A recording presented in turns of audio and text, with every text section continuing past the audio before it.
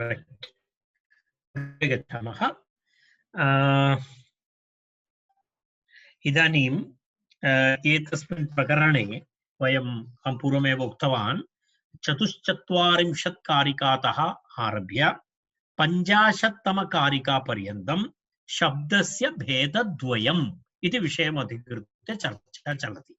तस्मिन् अस्मिन् प्रकरणे अन्तिमं श्लोकं प्रति वयम् इदानीं गच्छामः। ततः पूर्वम् एतं श्लोकम् एकवारं पठित्वा अग्रिमश्लोकं प्रति गच्छामः।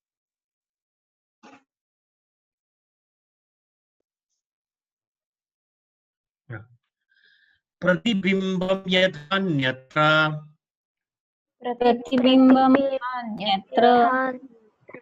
स्थितं तोयक्रियावशात्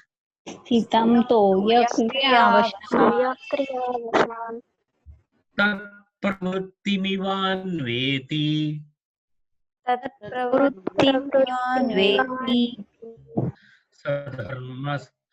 धर्मस्फोटनादयोः।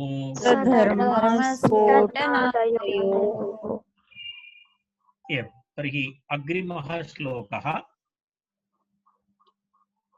आत्मरूपं यथा ज्ञाने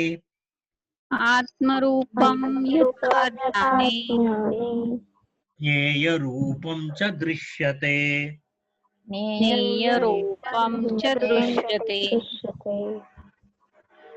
अर्थरूपं तथा शब्दे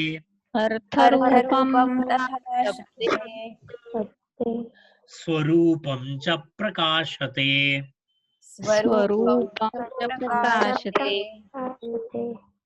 पुनरपि एकवारम् आत्मरूपं यथा ज्ञाने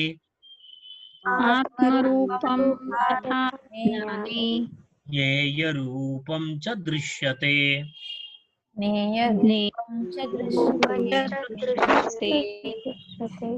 अर्थरूपं तथा शब्दे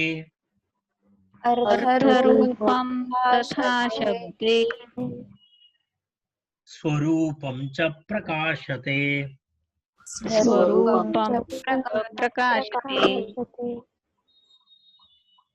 तत्र एवमस्ति स्फोटरूपस्य शब्दस्य अर्थप्रकाशकत्वम् अस्ति इव स्वप्रकाशकत्वमपि अस्ति इति अत्र प्रतिपादयितुम् आरभते। स्फोटरूपी यः शब्दः अस्ति तस्य शब्दस्य स्फोटरूपस्य शब्दस्य अर्थप्रकाशकत्वं तु अस्ति। एवमेवं स्वप्रकाशत्वम् स्वप्रकाशत्वं प्रतिपादयति। अत्र तत्र स्फोटात्मकः शब्दः अर्थस्वरूपः एवमेव सः शब्दस्वरूपेणापि प्रकाश्यते इति वक्तुम् अत्र एषा कारिका। आत्मरूपं यथा ज्ञाने ज्ञेयरूपं च दृश्यते अर्थरूपं तथा शब्दे स्वरूपं च प्रकाशते इति तत्र पदच्छेदः। आत्मरूपं यथा ज्ञाने ज्ञेयरूपं च दृश्यते अर्थरूपं तथा शब्दे स्वरूपं च प्रकाशते इति अस्ति। तत्र पश्यामः वयम् अन्वयं पश्यामः।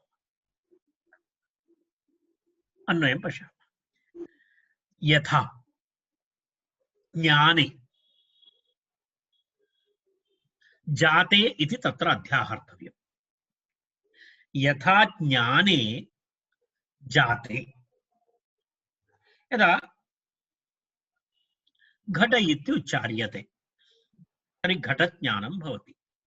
कदापि घट इत्युच्चार्यते तर्हि तत्र घटः इति ज्ञानं भवति। तत्र यथा ज्ञाने जाते तत्र आत्मरूपं ज्ञेयरूपं च आत्मरूपं ज्ञेयरूपं च दृश्यते।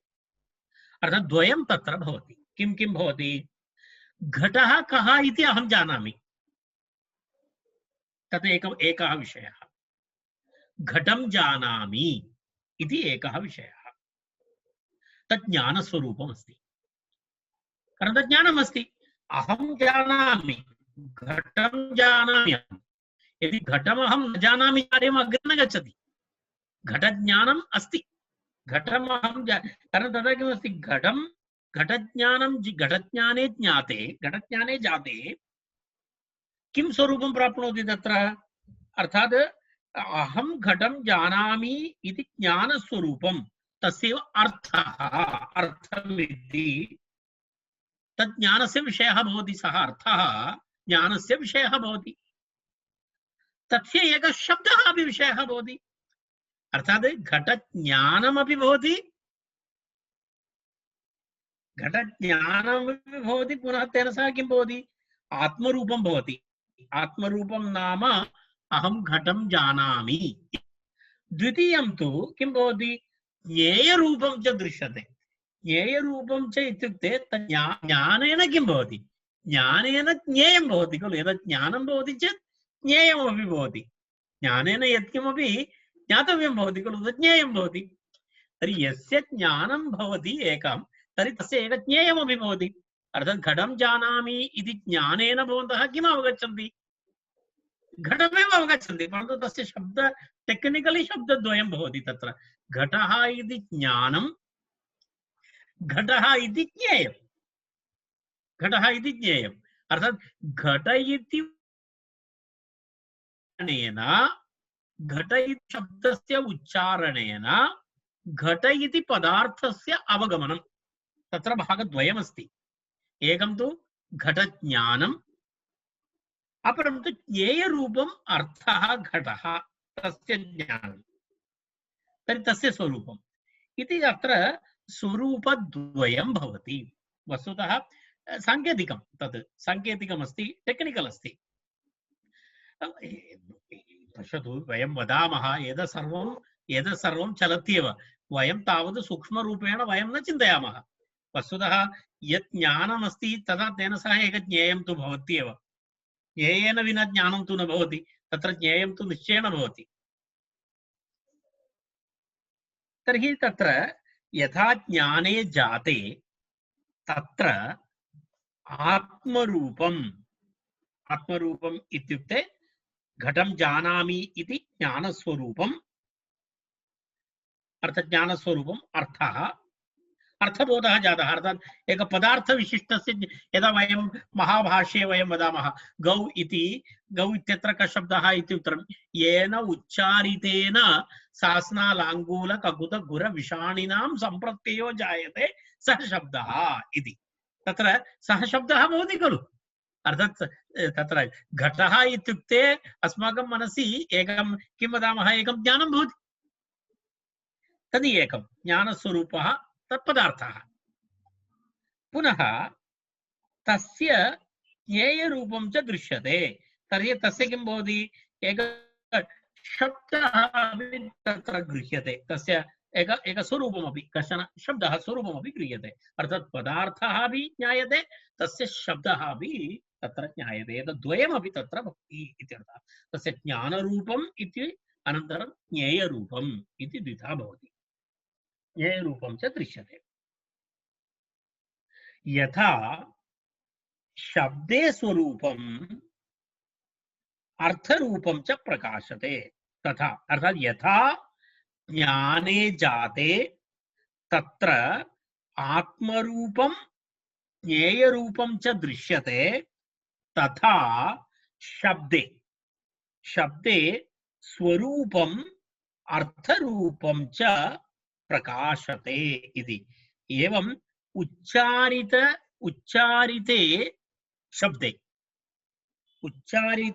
शब्दे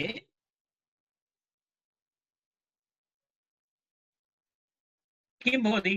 शब्दस्वरूपम् अनन्तरं तस्य अर्थस्वरूपमपि गृह्यते। पश्यतु, एतद्द्वयम् उभयत्र भवति इति कृत्वा अवगमनं भवति।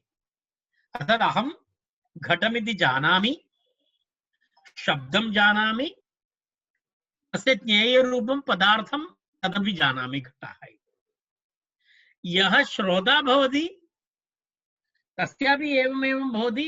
उच्चारितः शब्दः ध्वनिः सः शृणोति, सः श्रुत्वा तत्र ततः सोपि तत्र पदार्थमपि अवगच्छति, तस्य शब्दमपि अवगच्छति।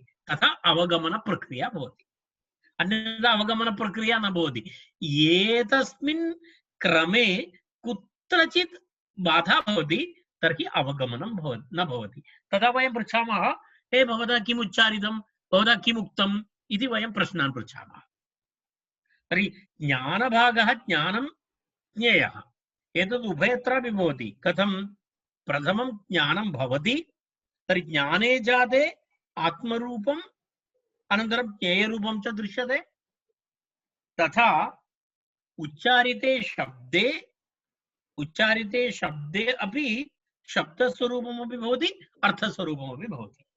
तर्हि प्रयोक्ता घटः कः इति प्रथमं ज्ञानं भवति, अन्तः शब्दः भवति, तस्य ज्ञेयरूपं किमस्ति पदार्थः तदपि जानाति, तदपि ज्ञात्वा सः ध्वनिना नादेन तस्य उच्चारणं करोति। एवमेवम् उच्चारितशब्दे यः श्रोता तस्यापि एतद्द्वयं गृह्णाति, सोऽपि गृह्णाति। तत्रापि किमस्ति? शब्दे घटशब्दस्वरूपमपि अस्ति, घट अर्थस्वरूपमपि अस्ति। तत्रापि ज्ञानमपि अस्ति, तत्रापि ज्ञेयमपि अस्ति। एतद्द्वयं भवति इति कृत्वा तत्र किं भवति? तेन एतत् कार्यम्, एतद् अवगमन प्रक्रिया अग्रे गच्छति इत्यर्थः। तत्र अर्थात् उच्चारिते शब्दे आत्मस्वरूपः अर्थः, ज्ञानज्ञेयस्वरूपः, एतद् उभयमपि अस्ति इति आशयः। एवमस्ति।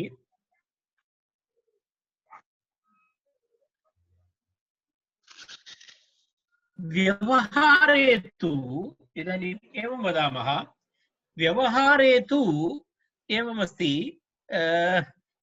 यदा वयं व्यवहारं कुर्मः शब्दानां व्यवहारकाले तु किं नास्ति? शब्दस्वरूपस्य तथा स्थानं नास्ति। कथमित्युक्ते, यदा वयम् एवं वदामः, अग्नेः स्वभावः उष्णः, परन्तु वयम् अग्नि इति उच्चारणं कुर्मः, तदा अस्माकं जिह्वा न ज्वलति। ज्ञातम्? अग्निः इति वयम् उच्चारणं कुर्मः चेत् व्यवहारः जातः, परन्तु व्यवहारः जायते न। अग्निः इति वयम् उच्चारणं कृतवन्तः। बहु किञ्चित् टेक्निकल् अस्ति। अग्निः इति वयम् उच्चारणं कुर्मः, वयं जानीमः अग्निज्ञानमस्ति, अग्निः इति वयं जानीमः। ज्ञेयः भिन्नः अस्ति, तत्र उष्णता अस्ति, ज्ञेये उष्णता अस्ति, पदार्थे उष्णता अस्ति, ज्ञाने नास्ति। तेन किम्? अग्निः इति वयम् उच्चारणं कुर्मः, व्यवहारे भवति, तत्र किं नास्ति? व्यवहारे तु तत्र शब्दस्य यद् ओरिजिनल् तस्य स्वरूपम् अस्ति खलु पदार्थः, तस्य व्यवहारे कार्यं नास्ति इति। तेन कारणेनैव अग्निः इति उच्चार्यते, तस्य ज्वलनं न भवति। यदा वयं व्याकरणे पश्यामः चेत् तत्रापि एवमस्ति खलु, स्वरूपं शब्दस्य अशब्दसंज्ञा इति सूत्रं स्मरतु। एतत् सर्वम् अस्माभिः कृतमस्ति पूर्वं। यदा अग्नेर्ढक् इति वदति, अग्नेर्ढक् इति भिन्नमस्ति। अग्नेर्ढक् इत्यत्र किं भवति? अग्नेर्ढक् इत्यत्र अस्माभिः निश्चितमस्ति, अग्निशब्दात् ढक् प्रत्ययः भवति। अग्नेर्ढक् इत्यत्र अग्निशब्दात् ढक् भवति, न तु ओरिजिनल अग्नेः। ओरिजिनल अग्नि से ढक् प्रत्ययः न भवति, अग्निशब्दात् भवति। तर्हि एतत् सर्वं टेक्निकलि अस्माभिः पूर्वं निश्चितमस्ति। यदा व्याकरणशास्त्रे वयं जानीमः, व्याकरणशास्त्रे पूर्वं वयं किं कृतवन्तः? ये संज्ञाः भवन्ति तेषाम् अर्थः गृहीतव्यः। ये अन्य शब्दाः भवन्ति तत्र शब्दः ग्रहीतव्यः, न तु अर्थः ग्रहीतव्यः। तत्र वृद्धिः भवति इति वयं वदामः। वृद्धिः भवति चेत् अभिवृद्धिः भवति इत्यर्थः न भवति। वृद्धिः भवति चेत् तस्य अर्थः स्वीकरणीयः, आ ऐ औ इति। परंतु स्त्रीभ्यो ढक इति वदति चेत् स्त्रीभ्यो ढक, स्त्री स्त्री से ढक नहीं होता है, स्त्री शब्दात् ढक प्रत्ययः भवति। स्त्रियां तिन् इति वदति, स्त्रियां तिन् इत्युक्ते तिन् इति तत्र कोई कम कम स्त्री समीपं गच्छति वा, ए भवान् किमर्थम् आगतवान्, अहं तिन् प्रत्ययं योजयितुम् आगतवान् इति वयं न वदामः। तर्हि ठप् इति प्रत्ययं ददाति एकम्, एवं भवति। तत्र एतत् सर्वं किं वदति, एतत् सर्वं साङ्केतिकमस्ति, तद् पारिभाषिकमस्ति। सो अस्माकम् एवम् अस्ति, आचार्यस्य मतं क्लियर् अस्ति, यत्र व्यवहारः भवति, शब्दव्यवहारः भवति, तत्र पदार्थस्य किमपि नास्ति। तत् केवलं शब्दः अन्तः अस्ति, तस्य व्यवहारः क्रियते, तस्य पदार्थस्य ज्ञेयता भवति तत्र। तेन कारणेन सुखम् इत्युच्चार्यते। सुखम् इति उच्चार्यते चेत् सुखं न भवति खलु। दुःखम् इति उच्चार्यते चेत् तस्मिन् शब्दे सुखं वा दुःखं वा नास्ति। यः अनुभवति तस्य सुखं वा दुःखं वा भवति। शब्दे कुत्र सुखं वा दुःखं वा भवति, शब्दे तथा नास्ति। शब्दः केवलं व्यञ्जकः। शब्दस्य कार्यं, शब्दः इति अहं वारं वारं वदामि, व्यञ्जकः शब्दः नाम ध्वनिः, व्यङ्ग्यः शब्दः नाम स्फोटः। शब्दः इति उच्चार्यते, कारणं वयं वदामः चेत् शब्दाः शब्दरूपम् इत्येव वदामः खलु। किं तदेकं व्यावहारिकं सत्यं, व्यावहारिकप्रयोगः। सो आचार्यः वदति एतद् उभयत्रापि किमस्ति, ज्ञाने जाते तत्रापि आत्मरूपं ज्ञेयरूपमस्ति, शब्दे उच्चारिते तत्रापि शब्दरूपं ज्ञेयरूपम् अर्थरूपं च अस्ति इति वदति। तेन एवं व्यावहारिकं कार्यम् एतत् एतावत् पर्यन्तम् आचार्यः स्फोटनादयोः विषये आचार्यस्य प्रतिपादनम्, अर्थात् शब्दद्वैविध्यम्, अर्थात् शब्दानां भेदद्वयम् इति विषयम् आचार्यः गत 44 तः आरभ्य 50तमकारिकापर्यन्तम् आचार्यः एतस्य प्रतिपादनं कृतवान् इति। तत्र एतस्य अन्वयः, यथा ज्ञाने जाते तत्र आत्मरूपं ज्ञेयरूपं च दृश्यते, तथा शब्दे स्वरूपम् अर्थरूपं च प्रकाशते इति एतावत् उक्तवान्। एकवारं कारिकां पठामः। आत्मरूपं यथा ज्ञाने, आत्मरूपं यथा ज्ञाने ज्ञेयरूपं च दृश्यते,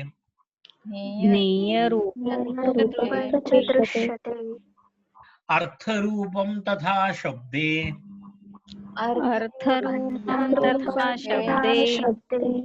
स्वरूपं च प्रकाशते।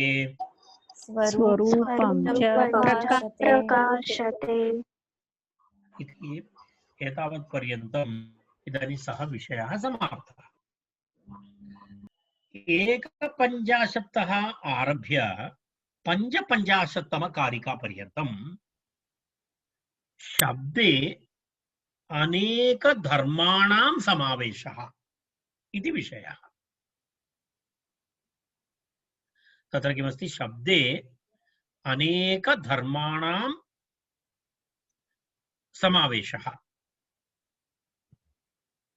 तस्य उदाहरण तत्र शब्दानां भेदद्वयस्य उदाहरणरूपेण प्रतिपादनं, शब्दस्य अर्थ अभिधानप्रकारः, पुनः शब्दस्य अर्थस्य इव क्रियाङ्गता निषेधः, शब्दस्य ग्राह्यग्राहकरूपेण स्थितिः। इतः किञ्चित् अग्रे अग्रे किञ्चित् टेक्निकल् भवति विषयः। एतावत्पर्यन्तं किञ्चित् सरलम् आसीत्, किञ्चित् अग्रे ईषत् मात्रं तत्र किञ्चित् पारिभाषिकं भवति। तर्हि एतावन्तः विषयाः, इदानीं 5 विषयाः अग्रिमपञ्चकारिकासु प्रतिपाद्यते शब्दस्य अनेकधर्म समावेशः इति विषयः। एतस्य विषयस्य आरम्भं वयम् अग्रिमे शुक्रवासरस्य वर्गे वयं कुर्मः। इदानीं वयम् अत्र तिष्ठामः। नववादनम्।